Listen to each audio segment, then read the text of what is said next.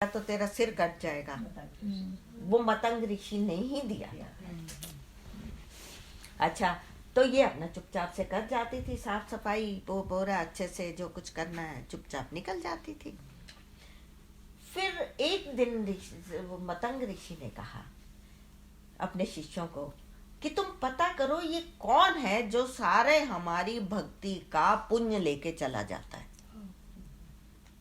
पता करो ये कौन है, सारा हमारा पुण्य लेके चला जाता है। जो उनको नहीं पता था ये कौन है। फिर पता किया तो पता लगा ये शबरी है। तो उन्होंने उसको एक्सेप्ट कर लिया था। तो वहां रहती थी। फिर मतंग ऋषि जाने लगे, शरीर छोड़ने लगे या कहीं और जाने लगे, तो उन्होंने कहा तुम यहीं रहना, भगवान आएंगे तुम्हारे पास, खुद आएंगे। उसने कहा कब आएंगे? कहते हैं ये कुछ नहीं पता, भगवान आएंगे और तुम्हें दर्शन देंगे, तुम यहीं रहना। तो वो रोज ही साफ सफाई इसलिए करती थी कि भगवान आएंगे, कब आ जाए। देखो ऐसा है, मानोगे आप, ये हमें नहीं पता हमारी मृत्यु कब होनी है, किसी को नहीं पता है ना। आप ये मान के चलो कल मेरी मृत्यु हो जानी है। क्यों कह रही हूं मैं, आपको मारने नहीं आई हूं। ये मान के अगर हम चलते हैं कि हमारी कल ही मृत्यु हो जाएगी, तो जिसको पता हो कि कल मेरी मृत्यु होनी है वो अपना सब कुछ कर लेता है और अपना समय अच्छे में लगा लेता है ना। फिर वो संसार की तरफ नहीं जाएगा। जैसे परीक्षित का आप लोगों को पता है, उसको तो 7 दिन की गारंटी थी कि 7 दिन के बाद मरेगा। 7 दिन की गारंटी थी कि जिंदा रहेगा 7 दिन। आपको और हमें कोई गारंटी नहीं है कि हम 7 दिन जिंदा रहेंगे। उसको तो 7 दिन का गारंटी थी ना, इसके बाद मरेगा। आप बता दो, आप में से किसको गारंटी है 7 दिन की, क्या 7 घंटे की? कोई नहीं बता, है ही नहीं कोई गारंटी। तो हम क्यों नहीं ये मान के चलते कि हमारा यही है।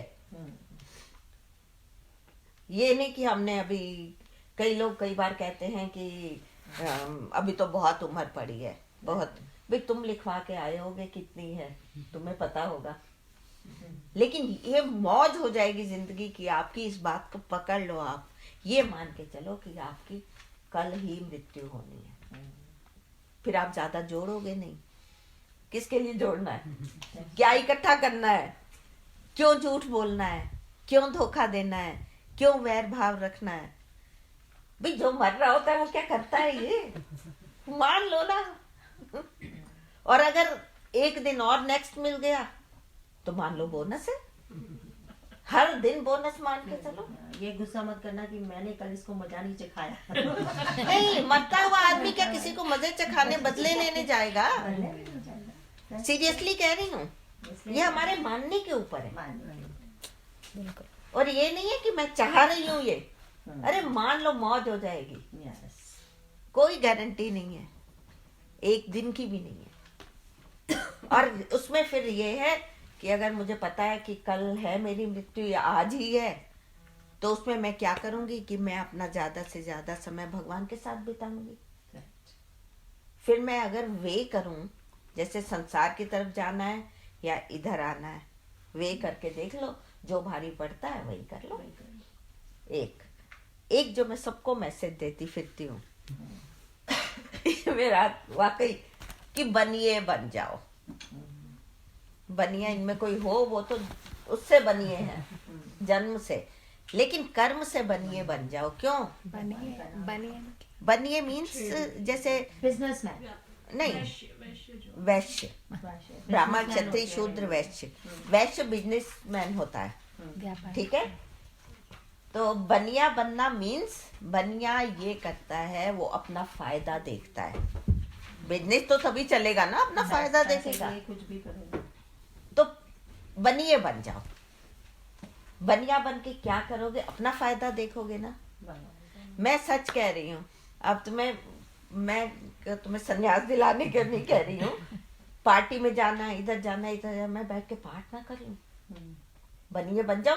जो भी चीज के 2 ऑप्शंस हैं, ये करूं या ये करूं, उसमें वे करके देख लो, तोल के देख लो। जो भारी पड़ रही है चीज, वही तो करोगे, कर लो। जिसकी इम्पोर्टेंस तुम्हें लग रही है वही करोगे ना।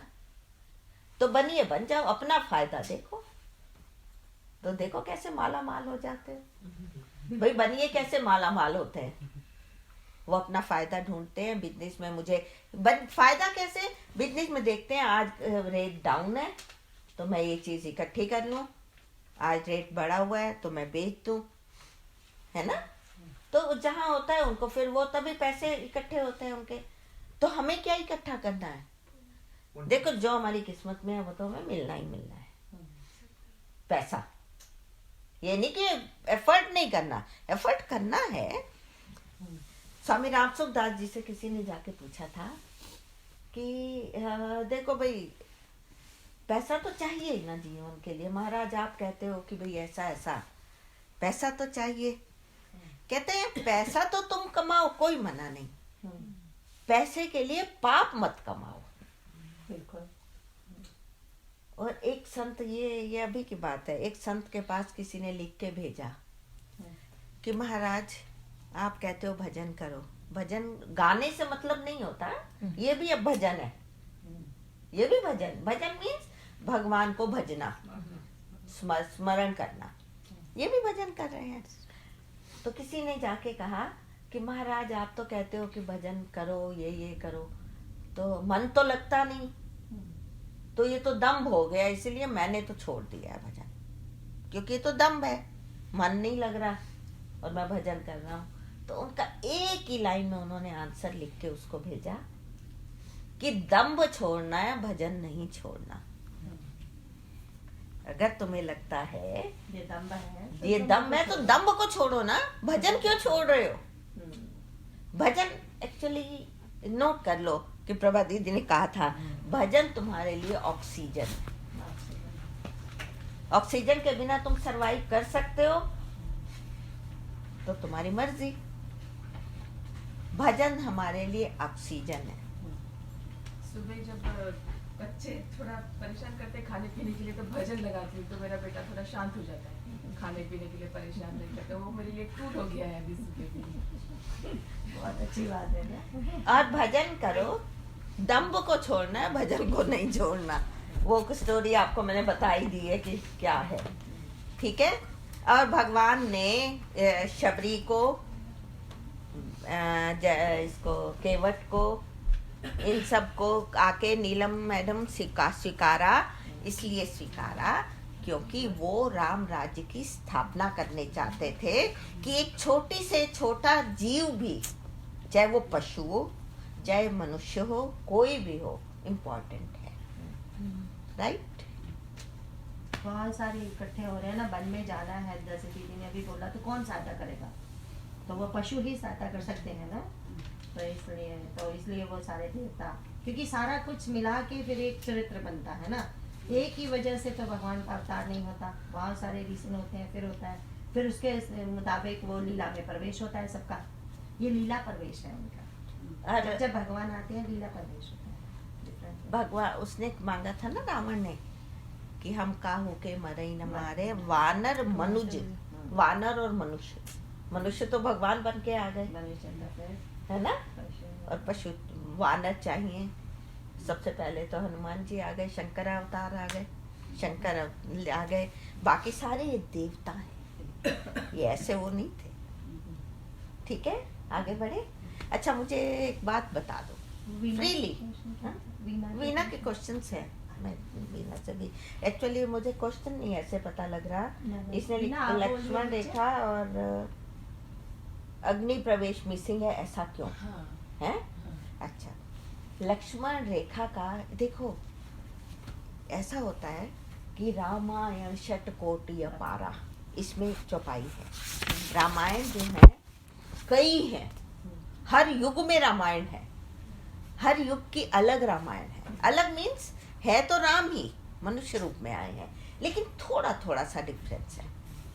अब आप देखो काकभूषुंडी जी ने जो कही है ना, देखो इसमें भी कल्प का फर्क है। काकभूषुंडी जी ने जो आगे लास्ट में वो कही है ना, काकभूषुंडी रामायण आती है, गरुड़ जी को समझा रहे हैं। 63 के बाद देखो, उसमें उत्तरकांड में 63 के बाद आएगा।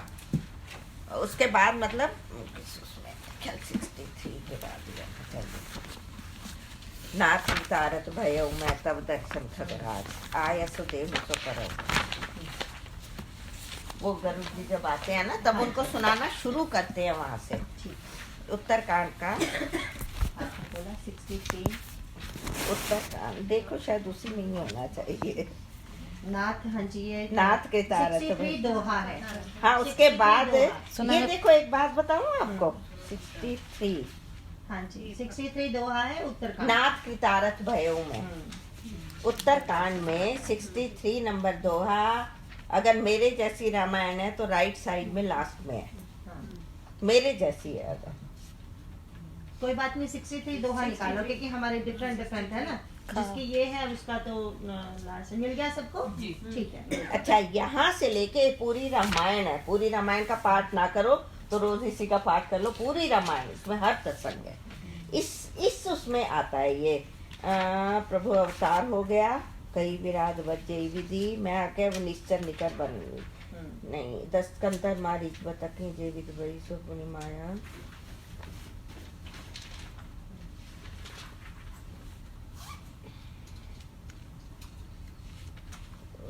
बताती हूँ अभी।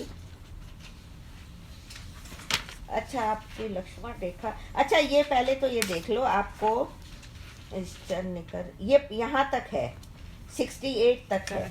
68 का का तक ये रामायण है पूरी। इसको काकभूषुंडी रामायण कहते हैं। लास्ट टाइम हमारी जो क्लासेस हुई थी हम लोगों ने इसका किया था चैंट ना। हाँ जी। तो यहाँ से यहाँ तक काकभूषुंडी रामायण है। पूरी रामायण का आप पाठ नहीं कर सको तो इसका करो। फिर अब मुझे वो देखना होगा कि कहाँ है लक्ष्मण रेखा का। मैं आपको बता देती हूँ। इसमें वो शूर्पण का ना, कोई सीता जी के जो राक्षसनी थी उसने बताया था लक्ष्मण रेखा। त्रिजटा नहीं, वो उसने सीता जी को नहीं, वो बताया था। नहीं दीदी, वो ये कह नहीं, रहे थे। हाँ, नहीं, ये कह रहे थे, वो जो ये नीलम ये कह रही है कि यहाँ पे प्रत्यक्ष रूप में कहीं भी लक्ष्मण जी ने रेखा ऐसे खींची नहीं है। तो मेंशन कहाँ आया उसका? तो मेंशन आया कि वो मंदोदरी ने कहा है। हाँ, मंदोदरी ने कहा। रेखा तो पार ना हाँ कर सकता। हाँ, वो मैं वही बताने जा रही हूँ कि ऐसे खींचने का इसमें नहीं आता। खींचने का इसमें लाइन बनाई या कोई लक्ष्मण रेखा। इसमें ये लाइन आती है लंका कांड में, रामानुज लघु रेख खिंचाई। मंदोदरी कहते हैं। मंदोदरी रावण को कह रही है, राम के अनुज ने, छोटे भाई ने रामानुज लघु रेख खिंचाई। एक रेखा खींची थी छोटी सी, वो तो तुम पार कर नहीं सके। तुम राम से जाके पंगा ले रहे हो, दुश्मनी ले रहे हो। तो वहां आती है चीज का वर्णन। तो इसमें ऐसे वाल्मीकि रामायण में पहले आती है। हाँ, उसमें थोड़ा सा फर्क थोड़ा है। सा। और जैसे राम को वन भेजने वाला है ना, जो तुलसीदास जी हैं, इन्होंने रामचरित, ये भी तुम्हारा उसमें है क्वेश्चन।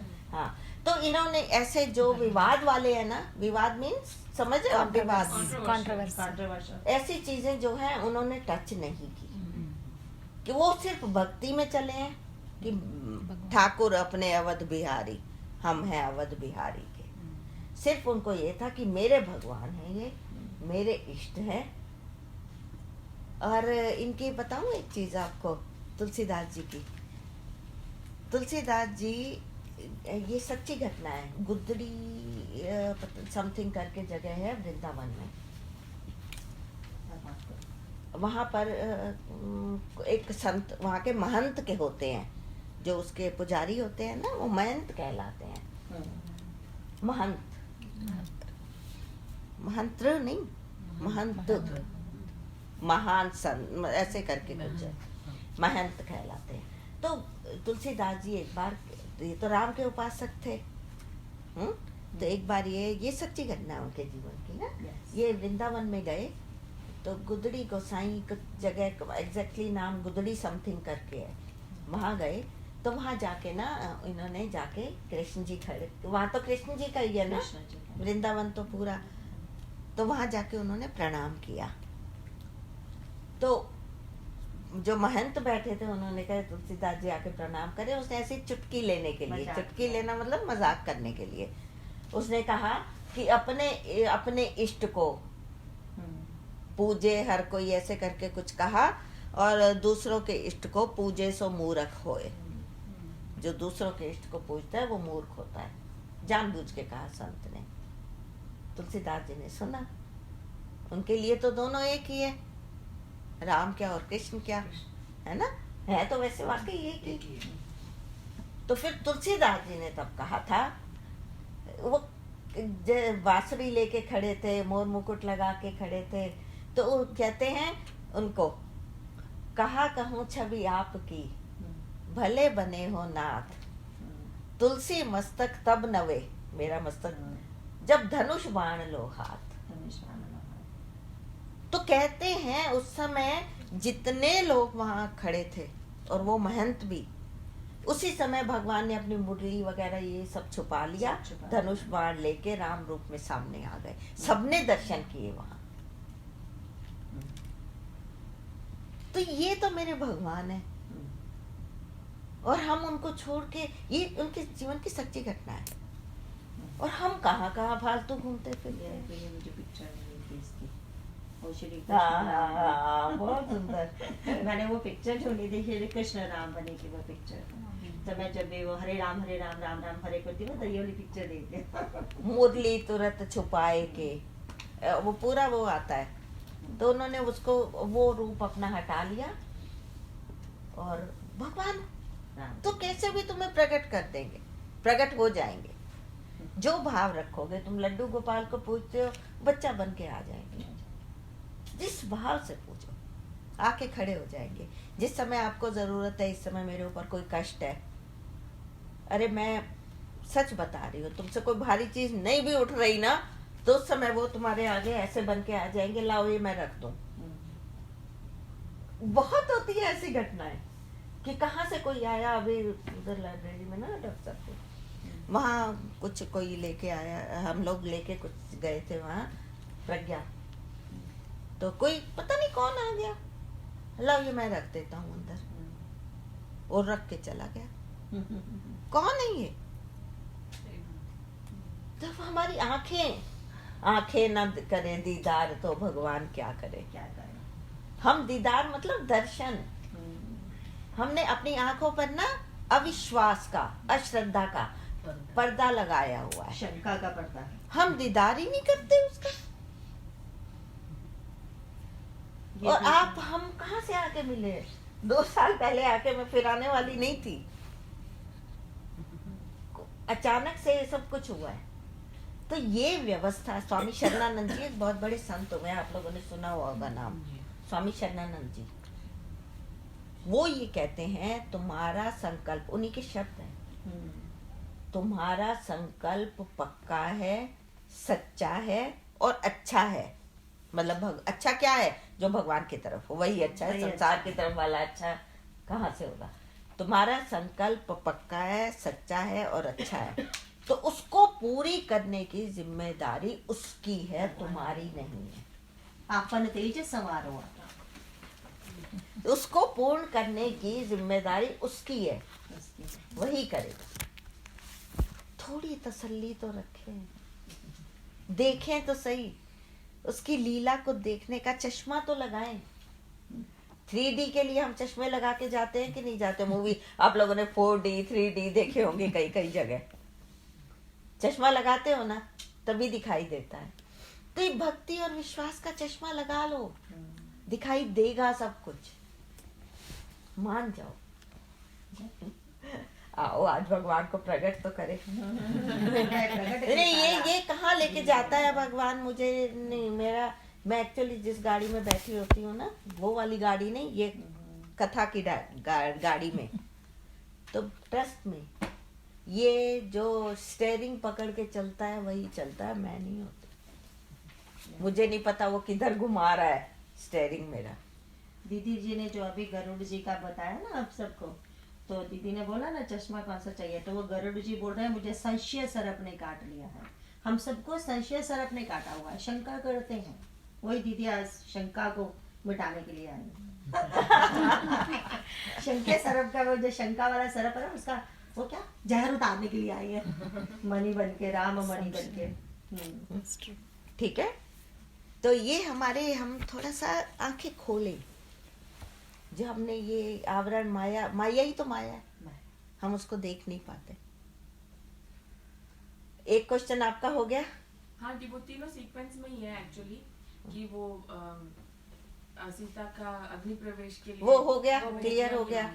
फिर लव कुश का जन्म भी, हाँ, वो भी वही हुआ है, वो भी तो पहले बताया है इसमें, वो इसमें नहीं बताया। इसमें नहीं, लव कुश का जन्म बताया है मैंने उसमें तो है। हाँ, इसमें उत्तरकांड में बताया। उत्तरकांड। अभी अच्छा, अभी लव मेरा कुश हुआ। का वैसे, हाँ, हाँ। राइट, जो उन्होंने भी लिखी है ना, लव कुश के जन्म का उन्होंने वो वर्णन वाला नहीं किया बताया, है दीदी, ये रामायण क्या में। है? हाँ, वो लव कुश का वर्णन वैसे नहीं है बताया। इसमें ऐसे। वर्णन नहीं है, लेकिन यहाँ पे एक लिखा लाइन है। में लिखा है। कि चारों भाइयों के 2-2 पुत्र हुए। हाँ, दो ये पुत्र लिखा है। हुए, लव कुश राइट, का जन्म हुआ, हाँ। चारों हाँ, चारों भाइयों के 2-2 दो पुत्र हुए। क्या पे लव कुश का नाम भी दिया है? हाँ, चलो, दिया है खाली उन्हीं का नाम लिया वीना, है, सुनो। बाकियों के नाम नहीं लिया। सुनो, ये उनका नाम लेके बाकी का सबके दो हाँ, चारों पुत्रों की, चारों भाइयों के 2-2 लेकिन पुत्र हुए। उसमें जो कि वहाँ हुए, कहाँ हुए या क्या है, ये नहीं। तुलसीदास जी ने, नहीं। ये एक बात बताऊं, ये जितना चरित्र हुआ है, आप कहोगे जन्म तो बाद में हुआ, ये सब हो चुका था, जिसका वर्णन इन तुलसीदास जी कलयुग में हुए हैं। ये सारा चरित्र जो चला है, ये त्रेता युग का है, तो इसका मतलब लव कुश तो हो ही चुके थे पैदा। इन्होंने तो उस कहानी को फिर से लिखा है, ठीक है, इसलिए वो तो आएगा ही आएगा। तो हमको सीक्वेंस में नहीं देखना है इसको कि इस नहीं नहीं नहीं नहीं, उसमें नहीं देख सकते हम, क्योंकि ये कलयुग में थे तुलसीदास जी, उन्होंने इस युग में लिखी है।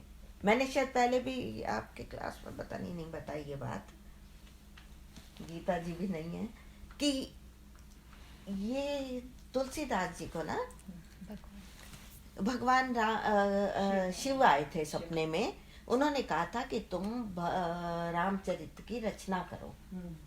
तो इन्होंने कहा कि मैं क्या रचना करूं, वो तो पहले वाल्मीकि की रामायण है, फिर अध्यात्म रामायण है, और मैं क्या रचना करूं।